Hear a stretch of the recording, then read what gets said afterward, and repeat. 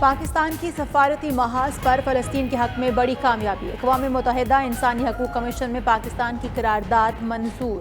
قرارداد کے حق میں 24، مخالفت میں 9 ووٹ پڑے۔ 14 رکن ممالک نے ووٹنگ میں حصہ نہیں لیا۔ وزیر خارجہ شاہ محمود قریشی کا خیر مقدم، کہتے ہیں اسرائیلی جرائم کی تحقیقات کے لیے کمیشن آف انکوائری تشکیل دے دیا گیا۔ آئرش پارلیمنٹ میں بھی اسرائیلی قبضے کے خلاف قرارداد منظور۔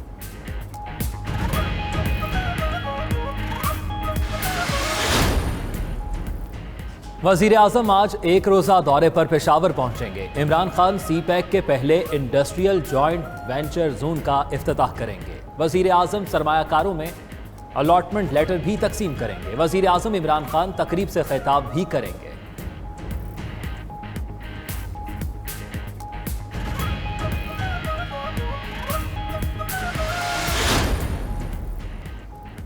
صوبوں کے درمیان پانی کی تقسیم کا تنازع، وزیر اعظم کی زیر صدارت آج ہونے والا اجلاس ملتوی کر دیا گیا۔ اجلاس میں سندھ کے تحفظات کا جائزہ لیا جانا تھا۔ ادھر پارلیمنٹ نے پانی کے بحران کا نوٹس لے لیا۔ چیئرمین ارسا، ممبر سندھ ارسا پارلیمنٹ ہاؤس طلب۔ گزشتہ 24 گھنٹوں میں 2482 نئے کیسز رپورٹ۔ ملک میں کرونا مثبت کیسز کی شرح 4.80 رہی۔ دوسری جانب ملک میں 30 سال سے زائد شہریوں کی کرونا ویکسینیشن کا عمل کامیابی سے جاری۔ اسد عمر کا کہنا ہے اب تک 50 لاکھ سے زائد شہریوں کو ویکسین لگائی جا چکی۔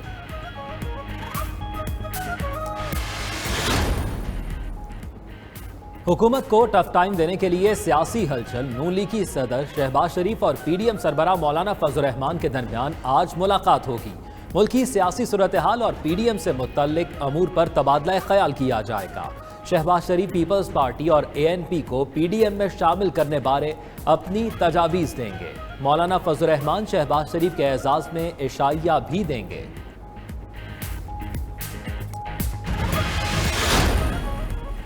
90 روز میں سب اچھا کر دینے والے عمران خان 33 ماہ بعد بھی کچھ نہ کر سکے۔ بلاول بھٹو کے حکومت پر وار، کہتے ہیں 3 سالہ اقتدار نے عمران خان کو بری طرح بے نقاب کر دیا۔ عوام سمجھ چکے ان کو تبدیلی کے نام پر دھوکہ دینے کی کوشش کی گئی۔ آج پاکستان روٹی، کپڑا اور مکان مانگ رہا ہے اور عمران خان عوام سے یہ سب چھین رہے ہیں۔ انتقام کی سیاست کی ہے، نہ اس پر یقین رکھتے ہیں۔ وزیر اعلیٰ پنجاب سردار عثمان بزدار کہتے ہیں سابق ادوار میں مخالفین کو سیاسی انتقام کا نشانہ بنایا گیا۔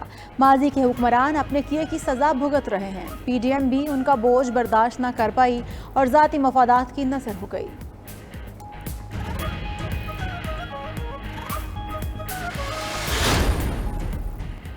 بلوچستان میں سیاسی اختلافات شدید، اسپیکر بلوچستان اسمبلی نے وزیر اعلیٰ کے الزامات کو بے بنیاد قرار دے دیا۔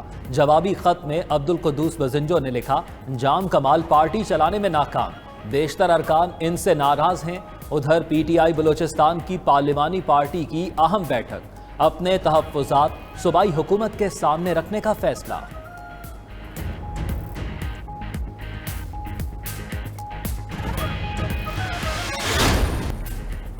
چکن کا بائیکاٹ، شہریوں کے ایکا کرنے پر مافیا گھٹنے ٹیکنے پر مجبور۔ مرغی کے گوشت کی قیمتوں میں کمی ہونا شروع۔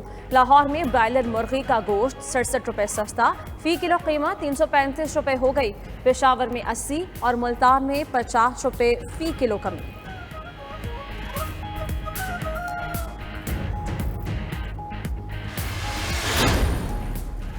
حکومتی پالیسیز کے ثمرات، سرمایہ کاروں کا اعتماد بحال۔ پاکستان اسٹاک ایکسچینج میں شیئرز کی ریکارڈ خرید و فروخت۔ گزشتہ روز کاروبار کے دوران 2 ارب سے زائد شیئرز کی خرید و فروخت ہوئی۔ اسٹاک مارکیٹ میں تیزی، 100 انڈیکس 47,000 کی نفسیاتی حد عبور کر گیا۔ ادھر انٹر بینک میں ڈالر 44 پیسے سستا ہو گیا۔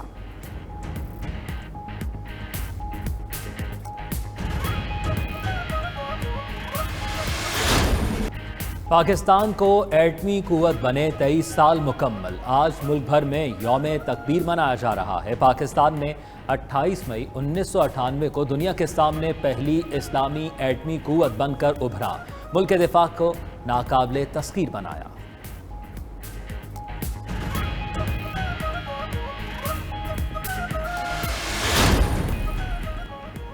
شام میں انتخابات، بشار الاسد کامیاب، مزید 7 سال کے لیے صدر بن گئے۔ گزشتہ روز ہونے والے انتخابات کی امریکہ اور یورپ نے مذمت کی تھی۔ امریکہ اور یورپی یونین نے اقوام متحدہ کے زیر نگرانی آزاد اور شفاف انتخابات کا مطالبہ کیا تھا۔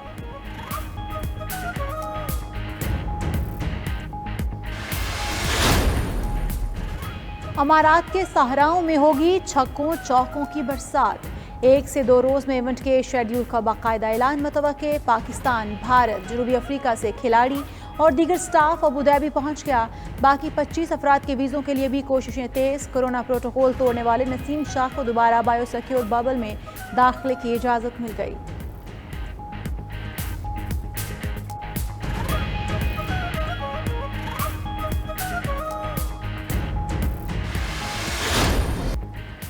پاکستان کرکٹ ٹیم کے ہیڈ کوچ مصباح الحق نے زندگی کی 47 بہاریں دیکھ لی۔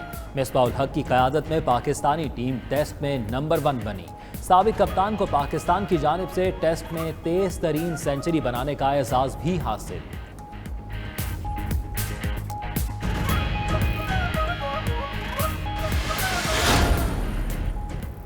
جیوانی کے عبدالحق نامی ماہی گیر کی چاندی، دوران شکار 26 کلو وزنی سوا نامی نایاب اور قیمتی مچھلی پکڑ لی۔ سوا مچھلی 7,80,000 روپے میں فروخت۔